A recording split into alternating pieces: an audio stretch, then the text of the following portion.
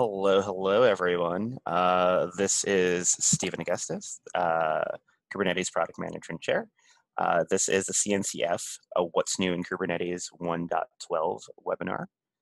We're joined today by Caitlin Barnard, who is the 1.12 communications lead, Peng Fei Ni, who is the SIG Azure technical lead, and Juan Vallejo, who's part of SIG CLI. You can go ahead and hit the next slide, Caitlin. So, quick agenda. We're going to go over a quick overview of what's new in 1.12, and then we're going to break out into separate sessions for Azure VMSS, which is Azure VMware Scale Virtual Machine Scale Sets, Kubernetes kubectl plugins, and then we're going to do a question and answer section. This meeting will be recorded and available later online. If you have any questions, we'll be watching the chat, but if you have any specific questions, please put the questions in the Q&A section. So you should see a little Q&A button on the kind of like middle, the bottom middle of your screen, right? Next slide. Okay. Go for it, yeah, more. All right, so a quick overview of TLS. So TLS, we have kind of been on this journey for providing security and this day zero, day one story around security in Kubernetes since around 1.4. Now that we're in 1.12, we finally see Kubernetes bootstrapping move to GA, and Kubernetes, the TLS server certificate rotation is now beta. So server certificate rotation is kind of the second part of the story. After being able to instantiate a cluster certificate authority and then provide credentials to each of the components within the control plane for Kubernetes, the next problem is being able to actually rotate those certificates in the face of a security event. So in this release, in the 1.12 release, we see that functionality move to beta. Next slide. All right, so scheduling. So just a heads up that each of these slides are kind of broken out by the Kubernetes special interest groups, or SIGs. So they're quick overviews of each of what each of the SIGs have been working on for this release cycle. So quota by priority and taints by priority both move to beta in the 1.12 release cycle. So essentially, this is functionality around being able to prioritize the types of workloads that land on nodes. And if you have been following the kind of 1.12, 1.11 and 1.12 cadence, there was the introduction of pod priority and preemption. So the idea of priority and preemption is one, being able to actually assign a level of importance to the workloads that you deploy on a Kubernetes cluster. And once you have assigned that level of priority, then being able to use that priority to essentially kick out workloads that are less important than those, right? So each of those functionalities, we kind of see an iterative improvement and being able to actually set quotas based on the priorities that you can configure within those clusters. Next slide. So within API machinery, this kind of hinges into the idea of being able to configure quotas for clusters. One of the larger problems around deploying workloads on Kubernetes is that you have to be cognizant of the types of workloads that you deploy and the resources that they consume. By default, workloads that are deployed on Kubernetes don't have a default quota. So with the introduction of this resource quota API, we're also bringing in the ability to be able to default what that quota should be for all workloads across clusters. That way, if you run your Bitcoin mining scheme or something like that on the cluster, you can ensure that the the resources that it consumes will not cause issues with the other workloads that you're running across that cluster.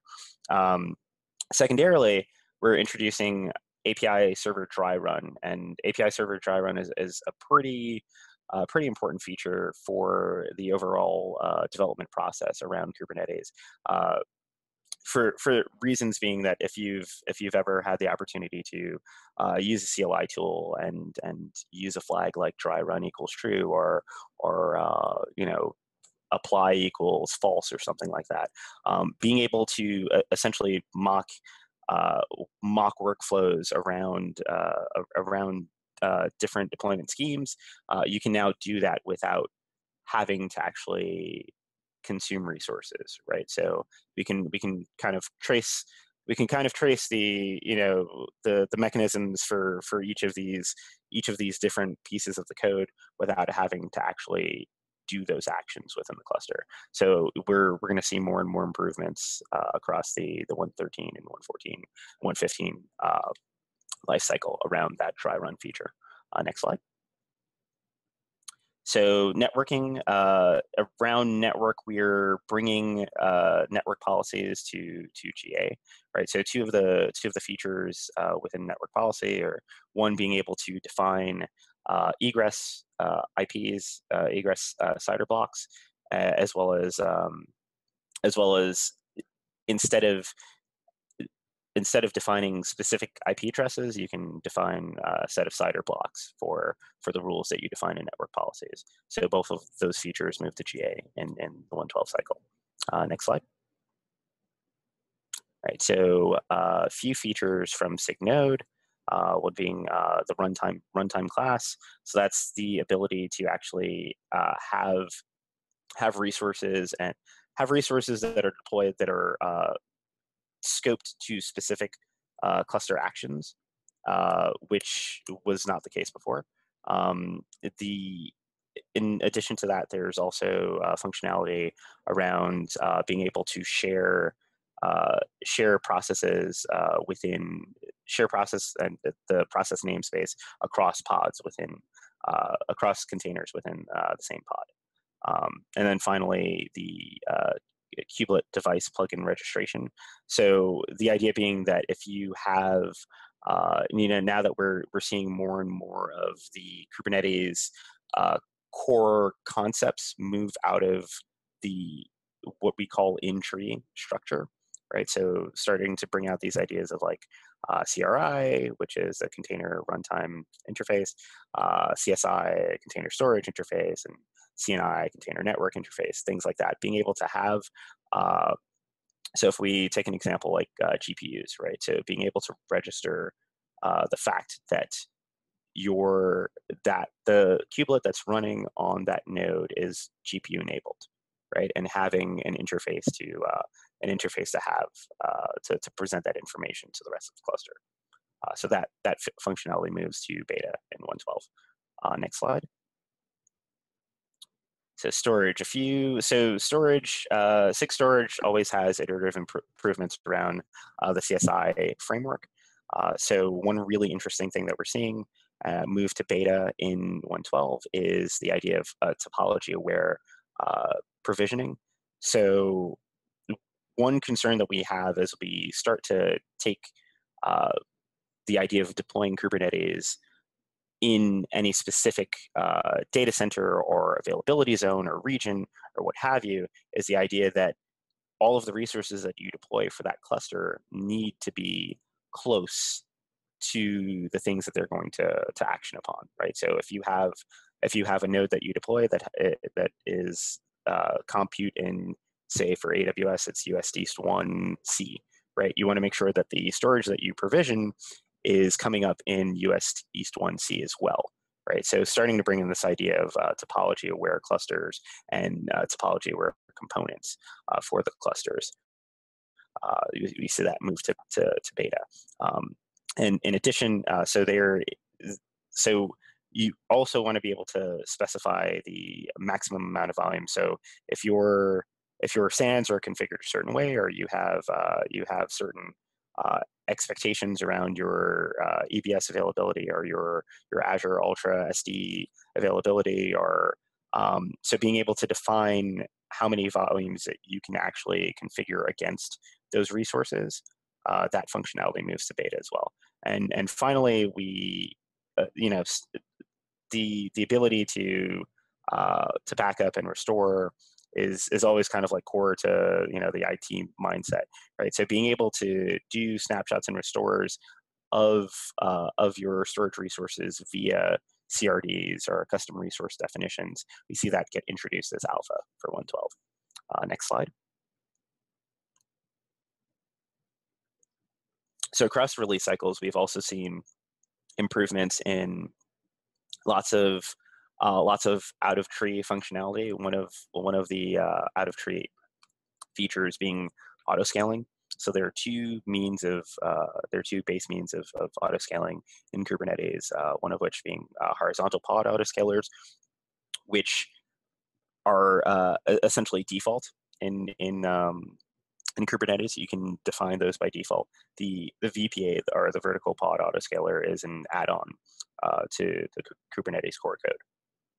But so in 1.12, we see an improvement in the API, or continued improvements in the HPA v2 API, right? So better algorithm to ensure that scale up and scale down operations are handled in a safer way.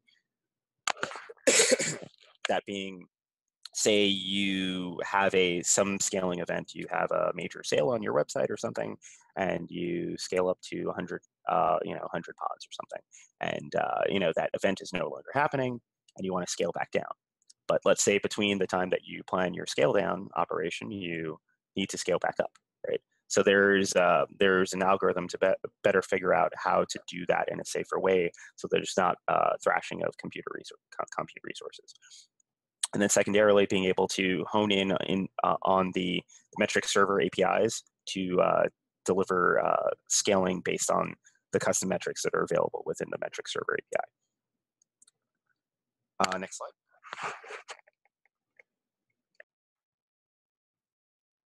So next, we are going to introduce Peng Fei. He is part of SIG Azure. He is a SIG Azure technical lead, and he'll be going over the Azure virtual machine scale sets, as well as the cluster autoscaler integration for Azure. Okay, thanks, Stephen. Hello, everyone. I'm Peng Fei Ni from Microsoft Azure, and I'm also co-tech lead of SIG Azure. As you may also notice that Azure virtual machine skill sets and cluster autoscaler Azure have been reached their general availability in this release. So what is virtual machine skill set, and what will we benefit from them? Now let me make an introduction of them. So the first part is about Azure virtual machine skill sets. Azure virtual machine skill sets is a group of identical virtual machines with virtual machine skill sets. Those identical virtual machines could be created and managed from a single central configuration. So it is much more easier to create and manage those VMs. It also provides higher availability and application resiliency. Virtual machine skill sets allows your application to automatically scale as resource demand changes, such as host metrics and the other user-provided metrics. Also, it provides a larger scale of VM instances, such as 1,000 instances within a single skill set. So this enables you to easily manage and scale multiple virtual machines to provide high availability. So it is ideal for large-scale applications like container workloads. That's why virtual machine skill sets are important for Kubernetes on Azure. So here is a list of benefits compared to traditional virtual machines. As virtual machines are recommended to be grouped by availability size, so sometimes it is called a virtual machine availability set compared to virtual machine scale set. So here is the four scenarios. The first one is about add additional virtual machines. For virtual machine scale set, you need to create, configure, and ensure compliance for all resources. But with virtual machine scale set, then is created automatically. You only need to specify the number of instances. And the second scenario is traffic balancing and distribution. With virtual machine availability size, you need to manually process, create, configure Azure load balancer or application gateway. But virtual machine scale size could automatically scale that with you. So it can be automatically integrated with Azure load balancer and application gateway. The third scenario is about HA and redundancy. So for virtual machine availability size, you need to manually create availability size or distribute and track VMs across availability zone. While virtual machine scale size will do that automatically for you, it will also automatic distribution of VM instance across availability zones or availability size. The last scenario is about autoscaling. So for virtual machine, you need to do manual monitoring and Azure automation, while virtual machine scale size would autoscale that for you with metrics such as host metrics, ingest metrics, and application insights. But as we all know, virtual machine scale size only aware the internal state of Kubernetes cluster. So this autoscaling is actually not recommended in Kubernetes. So cluster autoscaler is recommended for managing the number of nodes on Azure. Okay, next slide. The current status of virtual machine scale set.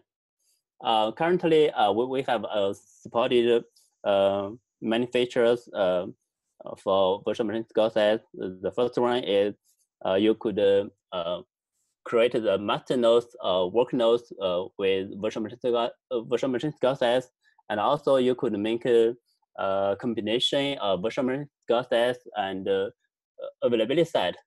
That is your master hold with availability sets, and other workers are managed by virtual machine scale sets. Also, poor virtual machine disk attachment are important because although those virtual machines are identical, the attached disks are different. It is required for a disk persistent volume. So a disk and a file are also supported for virtual machine scale sets. And the last one is about availability zone. Also, so each node will be set with the availability zone, and dynamic volume provision will be also supported, so that a disk will be provisioned in some zone selected by nodes availability zone. In the future, virtual machine scale sets will also be added to Azure Kubernetes Service, that is AKS. So now AKS only supports a virtual machine availability size, and the virtual machine scale sets will be added later. Okay, next one. Okay, this is the second part of feature about cluster autoscaler. Autoscaler allows you to adjust the size of community clusters based on the load conditions. Basically, it could create a new node on Azure when their post failed to scale because of insufficient resources. And when their nodes have been underutilized for a period of time, then those posts will be joined and scheduled to other nodes. This node will also be removed from underlying Azure. So the resource cost could be reduced in this way. On Azure now, there are 4 types of service are supported now. The first one is Azure Kubernetes Service, and the last one Azure Container Service.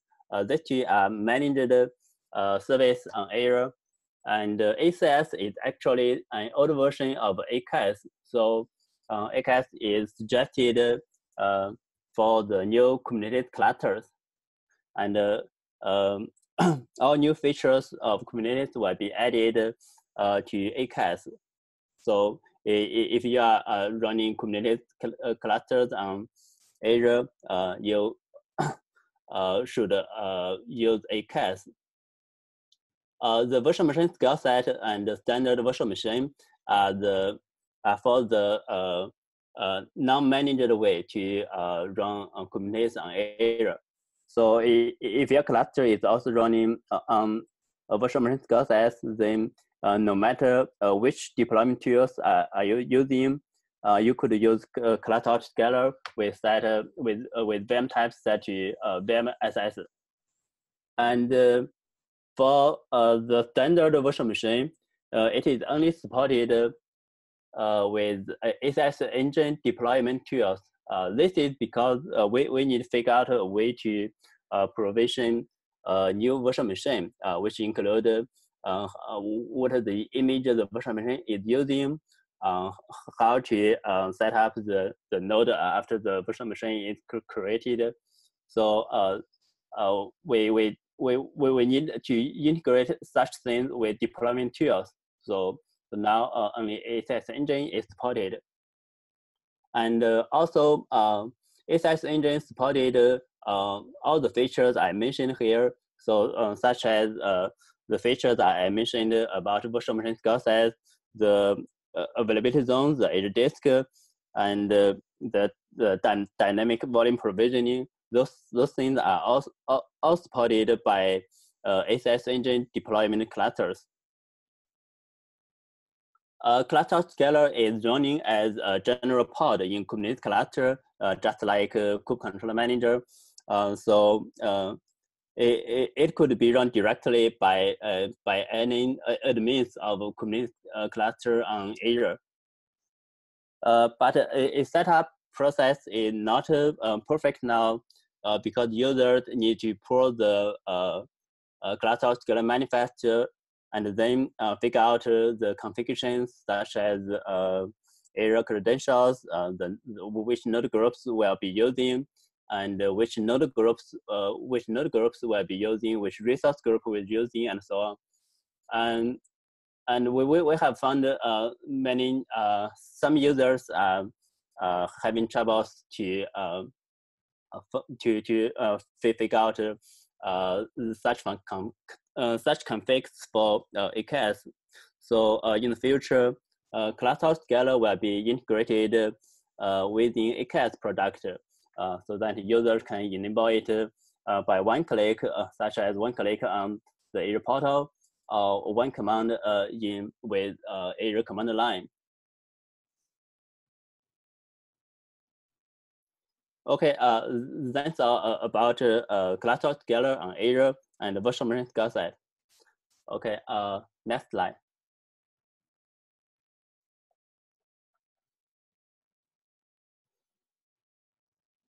So next up, we've got Juan Vallejo from Red Hat. He's going to be talking to you all about kubectl plugins. Thanks, Stephen. So hi, I'm Juan Vallejo from 6CLA, and we'll be discussing briefly the changes to plugins that occurred in the 1.12 release and how we'll move forward in future releases. So next slide, please. So since the 1.8 release, plugins have allowed users to extend the core functionality of kubectl. They've enabled users to customize existing behavior, address unique edge cases, and they've allowed the community to maintain and evolve extended functionality that moves at its own pace. In the 1.12 release, we've reworked the kubectl plugin mechanism with ease of use and feature improvements in mind. Next slide. So plugins were redesigned with three main criteria in mind. The first, that they should be easy to write. Second, that they should be easy to install. And last, that plugins should be extendable. And we'll cover what this means in depth in the upcoming slides. Next one, please. So first, plugins should be easy to write. This means that plugins should be able to be written in any language. No framework or libraries should be required. And all flags and arguments as given by a user should be passed untouched to a plugin process. This means there's no filtering, there's no, basically holdback of any flags or arguments by the kubectl process. This means that plugins choose how to handle user inputs and parameters themselves. We have made a new repo under the Kubernetes org on GitHub named CLI Runtime, which we hope assists plugin authors with plugin development. This is essentially the same set of helpers, printers, and configuration handling utilities that we ourselves use in kubectl commands. There's additionally a plugin template in Go available at the sample CLI plugin repo under the Kubernetes org, which should allow you to essentially start off at a well-defined point when writing plugins in Go. And again, to reiterate, plugins do not have to be written in Go, but should you choose to, we have provided some tools for you. Next slide, please. So second, plugins should be easy to install. This pretty much means that there should be no plugin-specific path environment variable, and there should not be a fixed location on the user's machine where plugins should live. Instead, plugins, under the new design, plugins live anywhere on a user's path. Also, there's no configuration or preloading of plugin commands at all by kubectl. And what this essentially leads to is that plugins determine which command path they implement based on their file name. And we'll dive into this deeper in the upcoming slides. And last, as part of an easy installation process, there should be no external tool or program required in order to use a plugin with kubectl. Next, please. So third, plugins should be extendable. What we mean by this is that it should be easy to build additional functionality on top of the new mechanism. So the plugin mechanism provides as basic functionality as it needs to in order to install and use plugins without preventing any future functionality to be added on top of it.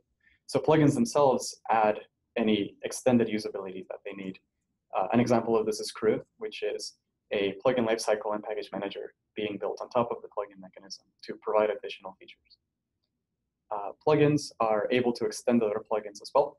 So a plugin can leverage the naming scheme introduced as part of the new design to add themselves in as subcommands to existing plugins. Next slide, please. So how are plugins named? Under the new design, a plugin is nothing more than an executable file whose file name begins with kubectl dash, and it lives anywhere on a user's path. So in this example, we have an executable file named kubectl-whoami, which will be invoked whenever a user types kubectl-whoami on their command line. Commands with dashes can opt to use an underscore as part of their plugin file name in order to provide a kubectl command that has a dash in its name. The underscore behaves as both an underscore or a dash whenever the user, but essentially based on however the user chooses to invoke that particular command. Next, please. So discovering plugins. As part of this update, we provided a handy new command called kubectl plugin list, which allows users to discover all plugins available to kubectl. Plugins are listed and executed in the exact same order as they are found in a user's path. And the plugin authors are able to obtain warnings and errors that could prevent a plugin from being executed by using this command. So a few examples of warnings and errors provided are such when a plugin is overshadowed by another. So if plugin kubectl foo comes before another kubectl foo executable file in the user's path, then you'll be warned that the latter will never be executed. If a plugin follows the naming scheme but is not executable, you'll also be warned about this. And last, if a plugin attempts to overwrite a core kubectl command, such as version, then you'll receive a warning about that as well, since as of right now, we do not support overwriting or extending core kubectl commands. There's also a plugin executable preference, which is implicit as part of the new plugin design. What this means is that given two plugins with almost similar names under a directory in the path, the longest named plugin will always take precedence, such that we can allow plugins to behave as subcommands of others. So in this scenario, if a user were to invoke the command kubectl foo bar baz in their command line, then the plugin file name with or the plugin executable with the longest file name will be chosen. If kubectl foo bar baz did not exist as an executable in the user's path, then foobar would be chosen with baz as its argument. Next slide, please. So there are some limitations to this new design. So although plugins can extend other plugins, it is currently not possible, as we've discussed, to extend core kubectl commands, such as version. There's no additional information passed from the kubectl process to the plugin process. An example of this is, unlike the previous design, we will not provide plugin-specific environment variables, such as the current namespace environment variable. We want to accomplish with this reduced complexity from our plugins implementation. And we want to avoid constant kubectl patches in order to extend and cover edge cases for any other information that plugins may need. Instead, we expect plugins to leverage the use of existing kubectl commands, as well as the utilities we provided for parsing a user's kubeconfig file in order to obtain this information and much more. Plugins also must parse and validate all flags and arguments passed to them. So although kubectl will not validate or parse flags for you, we do provide the CLI runtime repo, which allows you to do this with ease.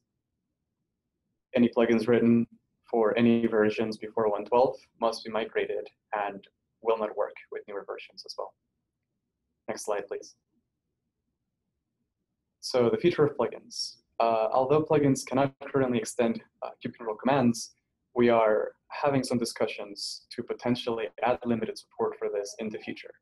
Some key questions we have in mind are whether or not users want this ability in the first place, which command paths we should offer as extendable command paths to begin with, and also if plugins should be allowed to completely override existing commands or simply add themselves in as subcommands to existing core kubectl commands.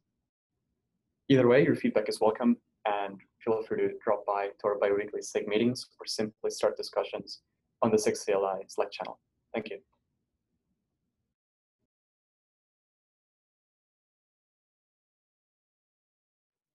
All right. So now we are in our question and answer section. So if you would like to ask a question, feel free to drop it in the Q&A box that's available right there, and Juan, myself, and Pengfei will try our best to answer your questions.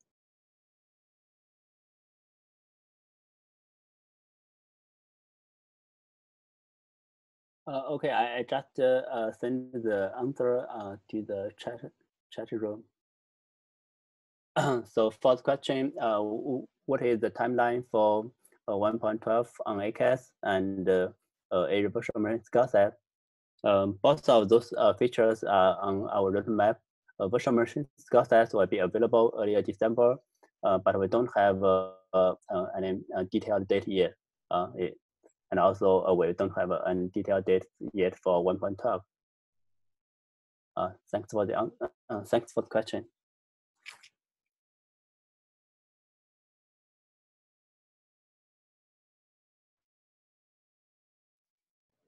All right, so our next question from Anthony is, will a plugin need to be written in Go?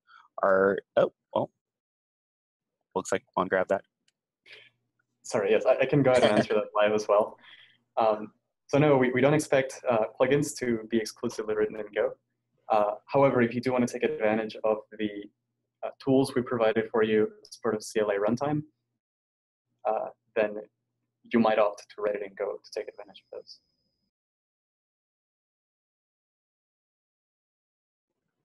And the next one is, are there any current plugins that look exciting or promising? So I can go ahead and answer that live as well. So I don't think any in particular come to mind at the moment, but yes, I've run across a few that are pretty useful out there. So if you, on GitHub, you search for any repos with the kubectl -plugins tag, you'll find a lot of them actually that are written to work with the new design. Some of them offer context switching, namespace switching, and pretty useful utilities such as this. So my own curiosity, I heard there might be whispers about integrating customize with the Kube plugin functionality. Is that true? Or? So I don't have an answer for this, actually. We do know that there are efforts underway to make customize available as part of the kubectl CLI tool. But as for the specifics, I believe we'll have to wait a little bit to have further discussion on this.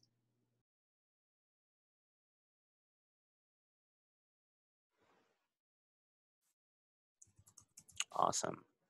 Keep them coming, everyone.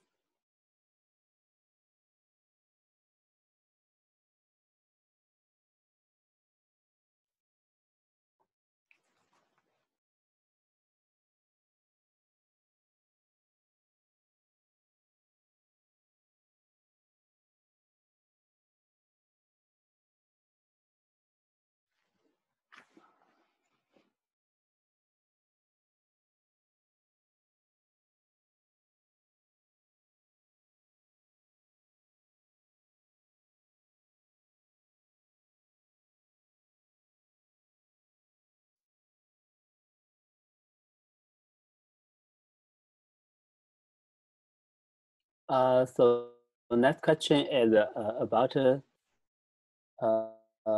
topology aware volumes. I think the question is for me because I just mentioned that with availability zones, it also supports topology aware volumes for a disk. So basically, with this feature, so a disk without a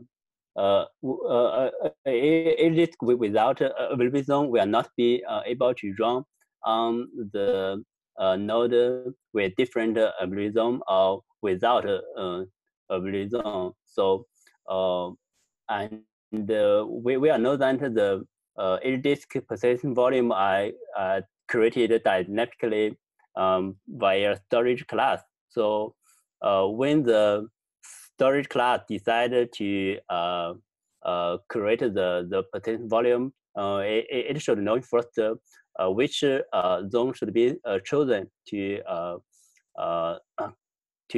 create the disk. So for a disk, it just chosen the zones from the list of nodes. So each node will have a label with the zones it is running. So then the controller manager could check which availability zones are available, and then it could choose one from the list and create the disk, and then scheduler to the dedicated node. So that's the whole workflow about the a disk with a blue zone. So, yeah, so I'm not sure if you are, Jerry, I'm not sure if you're referring specifically to the Azure implementation of CSI or just Kubernetes in general. It seems like you have a second. Yeah, yeah, so that's the plan. Yeah, okay, right. So I'm going to answer your first question. If you check out the Kubernetes, so we have a Kubernetes CSI org, and the Kubernetes CSI org will kind of show you a lot of the different implementations as well as the documentation. So the link that I'm sending you right now is the documentation for Kubernetes CSI.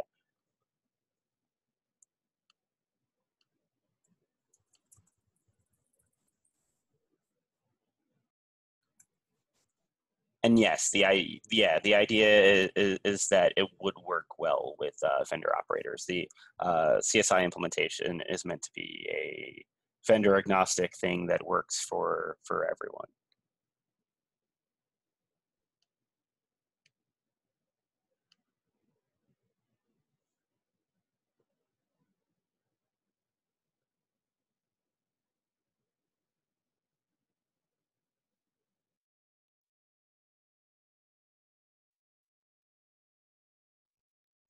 All right, let's see if we can queue up a few more questions before we wrap up, everyone.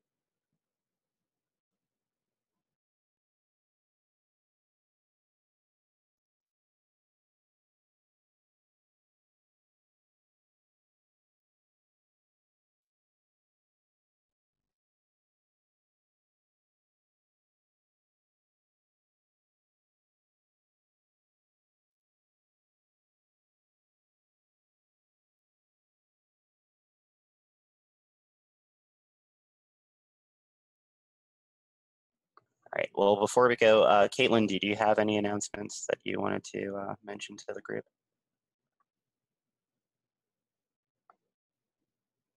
Yeah, just a few quick reminders. So the recording and slides will be sent out later today. So you will have access to those. And thank you so much, everyone who presented.